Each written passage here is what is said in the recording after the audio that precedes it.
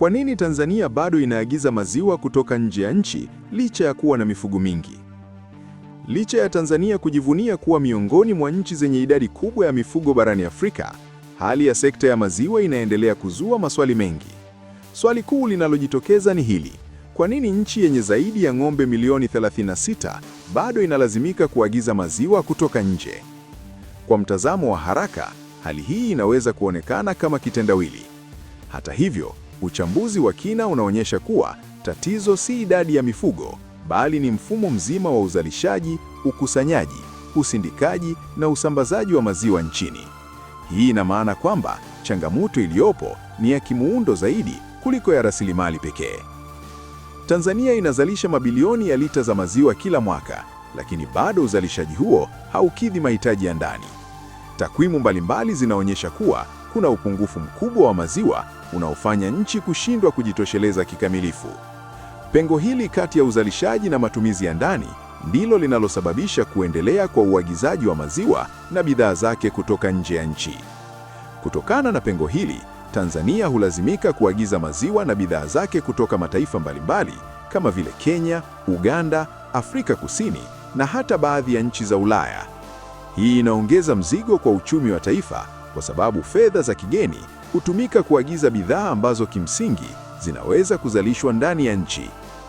Hata hivyo, kiini cha tatizo kinaanzia kwenye uzalishaji mdogo wa maziwa kwa ng'ombe. Ng'ombe wengi wanaofugwa nchini ni wa asili ambao wana uwezo mdogo wa kutoa maziwa. Kwa wastani, ng'ombe hawa hutoa kiasi kidogo sana cha maziwa kwa siku ukilinganisha na ng'ombe wa kisasa wanaofugwa katika nchi zilizoendelea au hata baadhi ya nchi jirani. Sababu za uzalishaji mdogo zinahusiana kwa karibu na hali ya ufugaji nchini. Wafugaji wengi bado wanatumia mbinu za jadi ambazo hazijaboreshwa kwa tija ya uzalishaji wa maziwa. Ukosefu wa mbegu bora za mifugo unachangia kwa kiasi kikubwa hali hii, kwani ng'ombe wa kisasa wana uwezo mkubwa wa kuzalisha maziwa, lakini hawajasambazwa vya kutosha nchini. Aidha, lishe duni ya mifugo ni tatizo kubwa. Ng'ombe wanapokosa malisho bora na chakula chenye virutubisho vinavyohitajika, uwezo wao wa kuzalisha maziwa hupungua kwa kiasi kikubwa. Hali hii huongezwa na upungufu wa maji katika baadhi ya maeneo, hasa wakati wa ukame. Magonjwa ya mifugo pia ni changamoto inayopunguza uzalishaji. Wafugaji wengi hawapati huduma bora za mifugo kwa wakati, jambo linalosababisha ng'ombe kuwa dhaifu na kushindwa kutoa maziwa kwa kiwango kinachotarajiwa. Ukosefu wa huduma za mara kwa mara za wataalamu wa mifugo unazidisha hali hii. Zaidi ya hayo, mfumo wa ufugaji nchini bado haujalenga biashara kwa kiwango kikubwa. Wafugaji wengi huzalisha maziwa kwa ajili ya matumizi ya familia na kuuza ziada ndogo tu wanayopata. Mfumo huu unafanya uzalishaji kubaki katika kiwango cha chini ambacho hakiwezi kukidhi mahitaji ya soko la kitaifa. Katika mazingira haya, sekta ya maziwa inakosa msukumo wa kukua kibiashara. Uwekezaji katika mashamba makubwa ya kisasa ya maziwa bado ni mdogo, na hivyo kuacha pengo kubwa kati ya uwezo uliopo na uzalishaji halisi unaopatikana. Changamoto nyingine kubwa ipo katika ukusanyaji wa maziwa. Ng'ombe wengi wamezagaa katika maeneo mbalimbali ya vijijini, jambo linalofanya ukusanyaji wa maziwa kuwa mgumu na wa gharama kubwa. Kukosekana kwa vituo vya kutosha vya kukusanyia maziwa kinamaanisha kuwa maziwa mengi hubaki mashambani au kuuzwa kwa njia zisizo rasmi. Pia kuna upungufu wa vifaa vya kuhifadhi maziwa katika hali ya baridi. Maziwa ni bidhaa inayoharibika kwa haraka, na bila mfumo mzuri wa kuhifadhi hupoteza bora wake ndani ya muda mfupi. Hii inasababisha hasara kubwa kwa wafugaji na pia hupunguza kiasi cha maziwa kinachoweza kufikishwa viwandani. Kwa upande wa usindikaji, kiwango cha maziwa kinachochakatwa nchini bado ni kidogo ukilinganisha na uzalishaji uliopo. Viwanda vingi vya maziwa havitumii uwezo wake wote kutokana na ukosefu wa malighafi ya kutosha. Hii inaonyesha wazi kuwa kuna tatizo katika mnyenyenyo mzima wa thamani wa maziwa. Wakati viwanda havipati maziwa ya kutosha, hulazimika kutegemea maziwa ya nunga yanayoagizwa kutoka nje ili kuendelea na uzalishaji wa bidhaa mbalimbali za maziwa. Hii inaongeza utegemezi wa bidhaa za nje na kudhoofisha sekta ya ndani. Miundombinu dhaifu ya usafirishaji na uhifadhi pia inachangia tatizo hili. Barabara mbovu katika maeneo ya vijijini hufanya usafirishaji wa maziwa kuwa mgumu na wa gharama kubwa. Aidha, Ukosefu wa umeme wa uhakika katika maeneo ya uzalishaji hufanya kuwa vigumu kutumia mifumo ya kisasa ya kuhifadhi maziwa. Kutokana na changamoto hizi, maziwa mengi hupotea kabla hayajafika masokoni.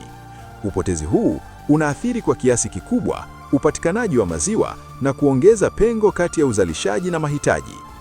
Wakati huo huo, maziwa ya nunga yanayoagizwa kutoka nje yanaendelea kushika nafasi kubwa katika soko la ndani. Maziwa haya yana faida ya kudumu kwa muda mrefu na kuwa rahisi kusafirisha na kuhifadhi. Hii unafanya wafanyabiashara wengi kupendelea kuyaagiza nchini badala ya kushughulikia na maziwa mabi ya ndani. Zaidi ya hayo, gharama za uzalishaji wa maziwa nchini ni kubwa, jambo linalofanya bidhaa za ndani kushindwa kushindana na zile zinazoagizwa kutoka nje.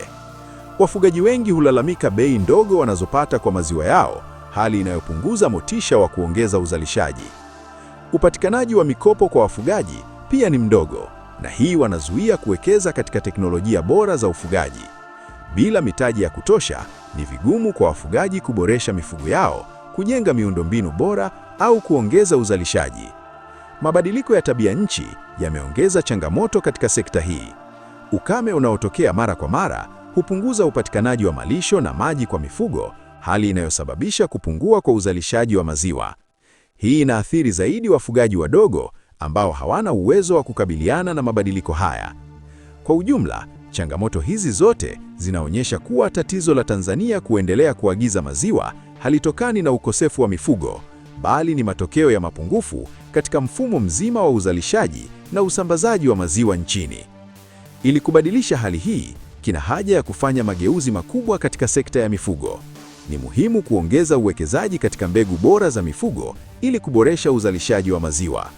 Wafugaji wanapaswa kupewa elimu na mafunzo kuhusu mbinu bora za ufugaji wa kisasa. Pia, ni muhimu kuimarisha huduma za mifugo ili kuhakikisha kuwa ng'ombe wanapata matibabu na uangalizi unaohitajika. Lishe duni ya mifugo inapaswa kupewa kipaumbele ili kuongeza uzalishaji wa maziwa. Serikali na sekta binafsi zinapaswa kushirikiana katika kuwekeza katika miundombinu ya ukusanyaji, uhifadhi na usindikaji wa maziwa. Kuanzishwa kwa vituo vya kisasa vya kukusanyia maziwa kutasaidia kupunguza upotevu na kuongeza bora wa maziwa. Aidha, ni muhimu kuimarisha sera na mifumo ya soko ili kuwapa wafugaji uhakika wa bei na masoko ya maziwa yao. Hii itachochea uzalishaji na kuvutia uwekezaji zaidi katika sekta hii. Kwa mtazamo wa muda mrefu, Tanzania ina fursa kubwa ya kuwa moja ya wazalishaji wakubwa wa maziwa barani Afrika. Rasilimali zilizopo zinatosheleza kabisa kufikia lengo hili, lakini zinahitaji kusimamiwa kwa ufanisi na kuungana mkono na sera sahihi. Iwapo hatua stahiki zitachukuliwa, nchi inaweza kupunguza kwa kiasi kikubwa utegemezi wa maziwa kutoka nje na hata kuanza kusafirisha bidhaa za maziwa katika masoko ya kimataifa. Hii itachangia kukuza uchumi wa taifa na kuboresha maisha ya wafugaji wengi nchini.